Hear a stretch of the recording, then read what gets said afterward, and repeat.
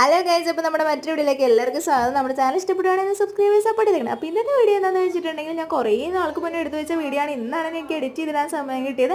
അപ്പോൾ ഇത് ഇന്ന് വല്യമ്മച്ചിൻ്റെ പെരവാസലായിരുന്നു, പെരതാമസമായിരുന്നു. അപ്പോൾ പുതിയൊക്കെ വീടൊക്കെ വെച്ച് കഴിയുമ്പോൾ നമ്മൾ പാലൊക്കെ കാച്ചത്തില്ലേ, ആ പരിപാടിയായിരുന്നു. നിങ്ങളുടെ അവിടെ അതെന്താ പറയണമെന്നൊന്ന് കമൻറ്റ് ചെയ്തേക്കണം. അപ്പോൾ നമ്മൾ പാലൊക്കെ കാച്ചി കഴിഞ്ഞാൽ എല്ലാവർക്കും കൊടുക്കുകയൊക്കെ ചെയ്തു. അപ്പോൾ ഇനി അടുത്ത ചടങ്ങെന്ന് പറഞ്ഞിട്ട് നമ്മൾ കഞ്ഞി വെക്കണം, ചോറ് വെക്കണം.